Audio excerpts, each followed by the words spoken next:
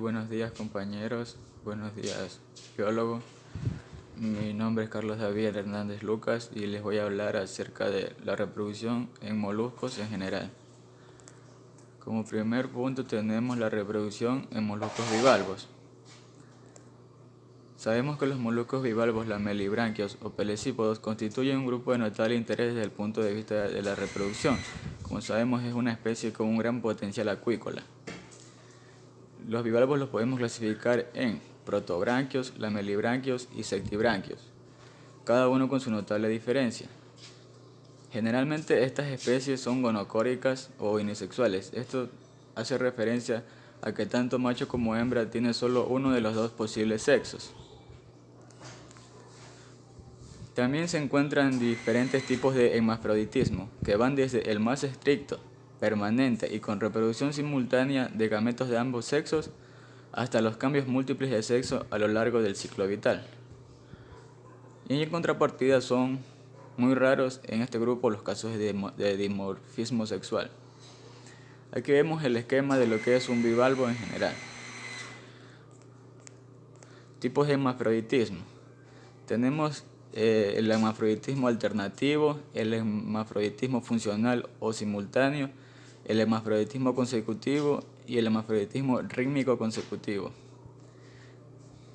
Aquí tenemos los ejemplos de diferentes especies y su forma de reproducción.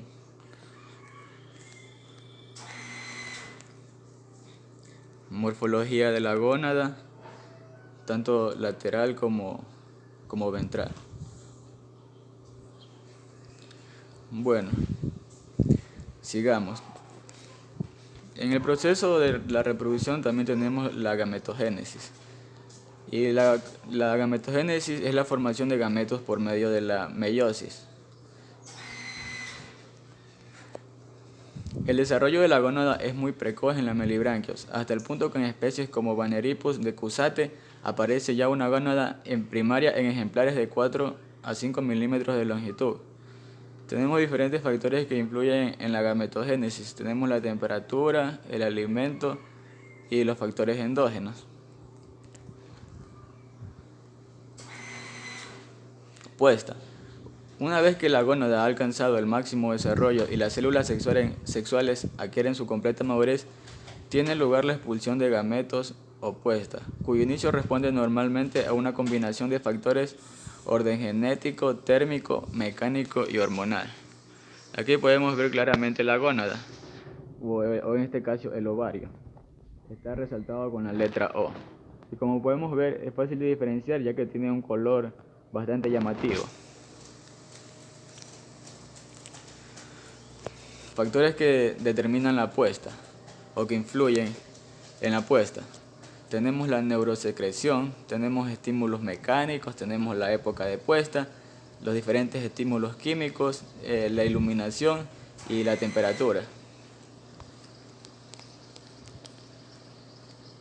Aquí vemos un esquema de cómo es el ciclo de crecimiento de una larva. Vemos que primero, después de todo este proceso, se forma la mórula. De la mórula sigue la larva trocófora, luego sigue la larva en D. Como vemos, tiene ese nombre por su forma.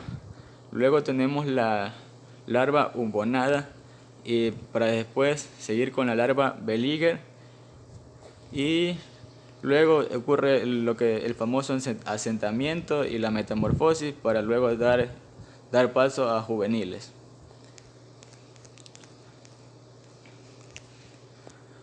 Tenemos diferentes métodos para la inducción o provocar la emisión de gametos. Uno de los más utilizados, como hemos nosotros también practicado en los laboratorios de la universidad, es la variación térmica. Es el sistema más comúnmente utilizado para provocar expulsión de gametos en los bivalvos. Es la variación de la temperatura del agua con la que estos animales se encuentran, ya sea que bien procedan de condiciones ambientales o de acondicionamiento controlado. Este proceso siempre se hace en general con una temperatura de 5 y 10 grados, esto también según las especies, manteniéndose esta constante hasta la puesta, o bien volviendo después de unos minutos a la temperatura inicial o a temperaturas inferiores, pudiendo repetirse este proceso varias veces. También tenemos el método de la adición de gametos. La adición de gametos de uno u otro sexo al agua que contiene los individuos para estimular. Este es un procedimiento que solo se puede hacer en ejemplares totalmente maduros. Esta técnica consiste en triturar el cuerpo de un macho sexualmente maduro en 200 cc de agua de mar filtrada y posteriormente a través de un tamiz de 20 o 40 o micras, extendiéndose la suspensión de esquema una bandeja de estimulación con 20 L de agua, 20 litros, en la que se mantienen entre 20 y 40 animales. Aquí vemos más o menos cómo es el proceso. También para inducir tenemos los estímulos químicos. Son inyecciones en la gónada de 0,2 a 0,4 ml de serotonina a concentraciones de 0,8 mg y 0,08 mg miligramos. Han sido empleadas en nuestras experiencias con B de Cusata.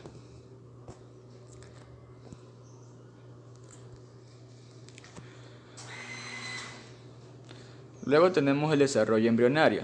El desarrollo embrionario de los moluscos se ha descrito detalladamente por Raven en 1988, que engloba una serie de procesos en los que se destaca la maduración de los ovocitos, la fecundación y las distintas fases de la sementación hasta que alcanza el estado de larva. Maduración. En los lamelibranquios, los machos expulsan al exterior espermatozoides maduros y las hembras ovocitos de primer orden. El ovocito es diploide y su proceso de maduración comprende la disolución de la vesícula germinal, dos divisiones meióticas y la formación de dos cuerpos polares. Fecundación. Ciertas sustancias producidas por los huevos y los espermatozoides pueden jugar un importante papel en la fertilización. Las producidas por los ovocitos aglutinan el esperma y aumentan su movilidad, según Tyler en 1949, mientras que el esperma contiene ciertos compuestos que provocan la lisis de la membrana o del ovocito. Como sabemos, lisis hace referencia a destrucción, es decir, destruye la membrana. Tenemos el proceso de segmentación. Como ya hemos descrito con anterioridad, en el caso de Veneripus pulastra, una vez formada la membrana de fertilización se produce con la cromática y aparecen los cuerpos polares. Desarrollo larvario. Las primeras formas móviles procedentes de la segmentación del huevo se conocen con el nombre de larvas trocóforas. En este estado, que dura de 24 a 48 horas a 20 grados centígrados, en el caso de pulastra, estamos describiendo cuyo desarrollo larvario es semejante al resto de las especies de bivalvos de interés comercial. Fijación y metamorfosis. Al alcanzar la fase de Villiger, las larvas tienden a ir hacia el fondo, pasando de la fase natante a una fase rectante, en la que se alternan ambas formas de locomoción. Alimento. Se dice que durante mucho tiempo uno de los mayores problemas relacionados con el cultivo de larvas de bivalvos fue la determinación de su alimento, pero posteriormente se ha descubierto que es fácil alimentar estas larvas con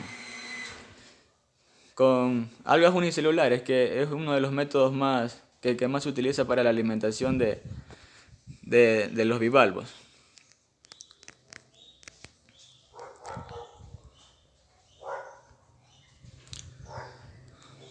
Reproducción en gasterópodos prosobranquios. Estas especies presentan dimorfismo sexual. Por lo general, en el molusco gasterópodos no existe dimorfismo sexual latente. O sea, es decir, no presentan casi dimorfismo sexual. Disculpen por la equivocación. En la mayoría de especies de mesogasterópodos y neogasterópodos, el sexo se puede determinar por la presencia o ausencia de pene. En los arqueogasterópodos no existe dimorfismo sexual ni órgano copulador. Es fácil diferenciar los sexos de los animales por el color de la gónada, como ya lo había dicho, y asimismo con el ovario. Generalmente es de color verde anulado, naranja, gris o morado, según las especies, y el testículo es blanco, cremoso o amarillento en la mayoría de las especies. Tenemos el hermafroditismo. Solo algunas especies de prosobranquios muestran cierta tendencia al hermafroditismo, tales como los géneros Patella diodora y Calipatrea, etc. Anatomía de la gónada. El aparato reproductor de los arqueogasterópodos es similar en ambos sexos, diferenciándose solo por el color que adquiere tanto el ovario como el testículo. Aquí vemos claramente el esquema de cómo es una gónada.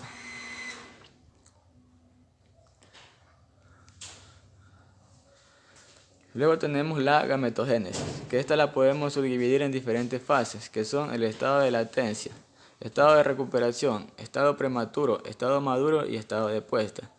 Luego tenemos espermatogénesis. La espermatogénesis es similar en todos los prosobranquios hasta el comienzo de la espermiogénesis. La espermatogénesis en los aliótodos.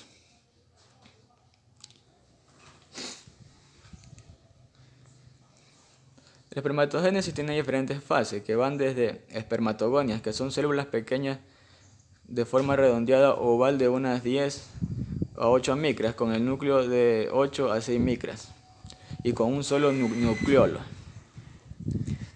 Luego siguen los espermatocitos primarios, que se caracterizan por su disminución de tamaño de 8 a 6 micras, observándose el núcleo en meiosis con un diámetro de 4 a 5 micras y estos no presentan nucleolo. Luego tenemos los espermatocitos secundarios. Son menores que los primarios y de forma esférica de 5 micras de diámetro, con el núcleo también esférico de 5 micras de diámetro y con una cromatina dispersa. Aquí tenemos el esquema de un espermatozoide de Aliotis rufescens. Luego se da paso a la ovogénesis. Al iniciarse la maduración gonadal, las protogonias y las gonias se multiplican profusamente, dando lugar a un gran número de ovogonias que parecen unidas a las trabéculas o a modo de racimos. Las ovogonias tienen el núcleo redondeado, con la cromatina dispersa en un retículo fino y aumentando de volumen hasta producirse la meiosis, momento en que se consideran ovocitos primarios. Se distinguen 4 estados en lo que es la maduración de los ovocitos. Tenemos el estado germinal, presintético, sintético y postsintético, siguiendo la nomenclatura de Brickey. Factores que influyen a la gametogénesis. Tenemos el fotoperiodo. Este controla la gametogénesis, pero aún no se ha encontrado relación como desencadenante de la maduración de las gónadas en prosobranquios. La nutrición controla la gametogénesis en la mayoría de los prosobranquios, a consecuencia de la proliferación algal de primavera y consiguientemente el aumento de la temperatura del agua y del fotoperiodo. La temperatura también influye en la gametogénesis, ya que debido a la temperatura tendremos diferentes tipos de comportamiento fisiológico por parte del animal. Ciclo reproductor y época de puesta. Los prosobranquios se caracterizan por tener la gónada en reposo durante cierto tiempo. Después del último desove, luego sigue una fase de recuperación, de maduración y de nuevo la puesta. Este ciclo reproductor varía de unas especies a otras, pero en esencia es igual para todas ellas. También existe el tamaño mínimo para adquirir la madurez sexual. Con el fin de determinar el tamaño mínimo en que aparecen los gametos, se deben observar los individuos jóvenes unos meses antes de la época de puesta. Las observaciones de las gónadas se pueden hacer a simple vista, como ya se dijo o se mencionó antes, por el color, o también si queremos hacer un análisis más a fondo, lo podemos realizar mediante la observación del microscopio. Desove. Existen diferentes tipos de desoves. Tenemos el desove de huevos aislados libres. Esta es la forma típica de desove en la mayoría de arqueogasterópodos. Tenemos los huevos depositados en masas gelatinosas. Algunos arqueogasterópodos dejan los huevos envueltos en una capa de gelatina que los mantiene unidos formando una masa más o menos alargada. Tenemos los huevos en cápsulas planctónicas.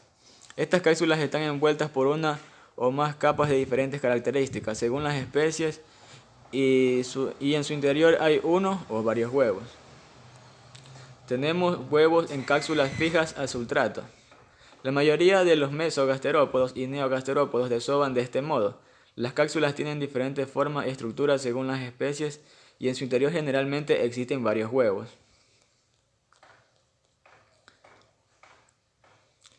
Las larvas. Los prosobranquios tienen dos tipos de larvas: la trocófora típica de los arqueogasterópodos y la beliger, que se encuentra en los arqueogasterópodos.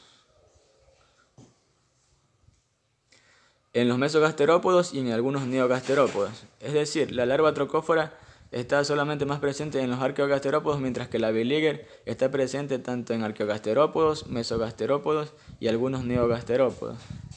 El primer estado larvario de los prosobranquios es una larva cilíndrica o periforme con una corona de cilios, la prototroca,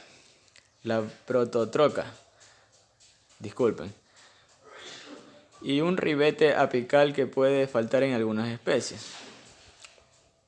Aquí vemos una imagen de cómo es una larva trocófora.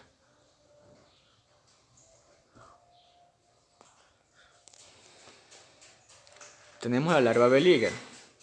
La larva beliger o beliguera es una forma larval secundaria única de los moluscos gasterópodos y bivalvos marinos. ¿Qué sucede en la etapa de larva trocófora? Es una larva con un pie y una concha bien desarrollados, aunque también pueden poseer opérculo como otras estructuras de etapas más desarrolladas. Tenemos otros tipos de larvas, que es la larva equinósfera. En algunos mesogasterópodos se forma una larva beliger distinta de la convencional, que posee dos conchas concéntricas, una externa transparente y otra interna que alberga al animal. Entre las dos conchas queda un espacio lleno de agua de mar que según se cree que controla la flotación de la larva. Aquí tenemos el esquema de la larva equinósfera. Es una larva beliger modificada que posee dos conchas concéntricas, una externa transparente y una interna que rodea al animal, como se decía, y este espacio entre las dos se llena de agua, posiblemente para posibilitar la flotación. Reproducción de los cefalópodos. La reproducción en los cefalópodos decápodos. Estos tienen caracteres sexuales externos. El principal carácter externo es el ectocotilo de los machos, que consiste en uno o varios brazos con modificaciones en la forma, tamaño, tipo de ventosas y en la presencia de estructuras derivadas de estas como laminillas o tubérculos. Aquí tenemos, es como una especie de brazo. Aquí dice, brazo ectocotilizado del macho.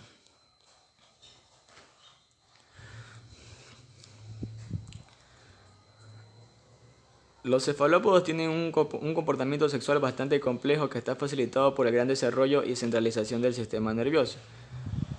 Como vemos, los cefalópodos tienen bastante desarrollado lo que es el sistema nervioso. Desde las primeras observaciones sobre la reproducción de estos organismos, realizadas hace más de 2000 años por Aristóteles, ha avanzado mucho en el conocimiento de los principales procesos. Pero no obstante, los cefalópodos son animales cuya observación en naturaleza es difícil, por lo que la mayor parte de los avances realizados se han obtenido en condiciones de confinamiento. Tenemos la anatomía de los órganos reproductores. El aparato genital de las hembras se compone de 5 partes: el ovario, el oviducto, 2 glándulas nidamentarias, un par de glándulas accesorias y el receptáculo seminal. Aquí vemos el esquema del ovario.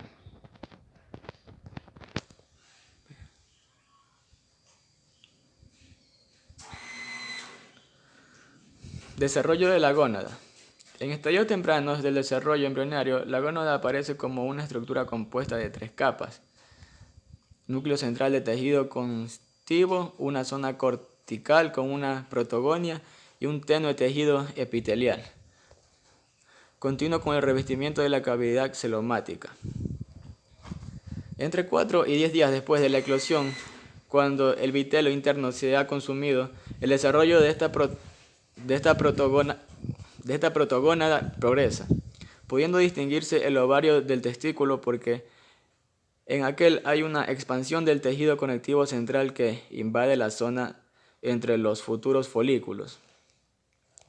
Maduración sexual y factores que afectan a la maduración. Actualmente, la especie en que mejor se conocen estos ambos aspectos es en la sepia. Sus gónadas crecen interrumpidamente durante la etapa juvenil hasta que alcanzan el peso aproximado equivalente al 1% del animal. Antes del inicio de la maduración de las hembras, los gonoductos representan aproximadamente la mitad del peso de la gónada, siendo el doble el peso de las glándulas nidamentarias que el del ovario. Esta relación que se invierte durante la maduración.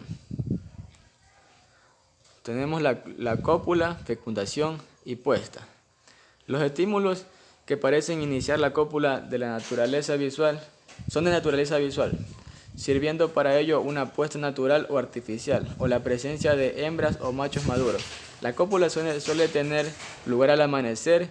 El cortejo nupcial se ha podido seguir en varias especies, sobre todo en el género Loligo.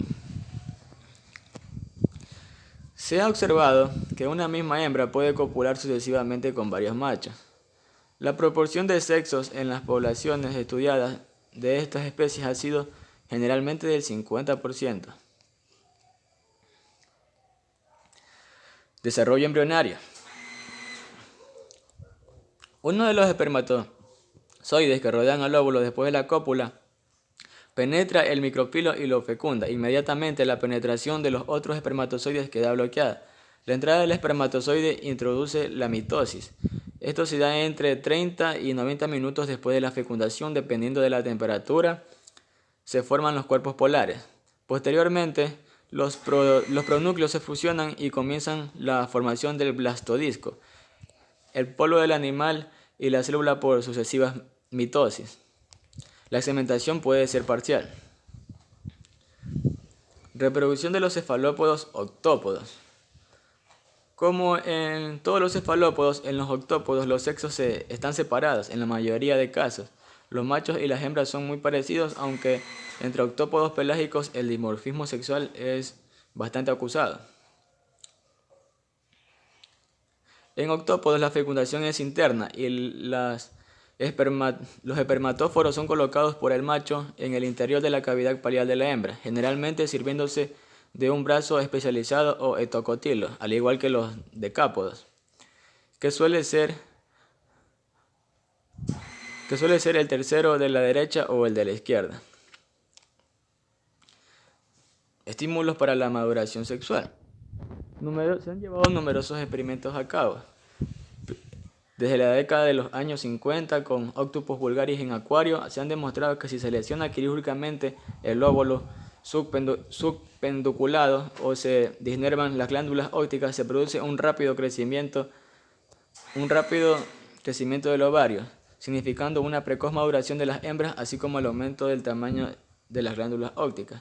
Aquí vemos cómo se realiza el proceso, cómo se hace un corte, y esto incita a la producción de la hormona que hace que la maduración sea más rápida. Bueno, eso fue todo. Cualquier pregunta dejen en los comentarios. Gracias.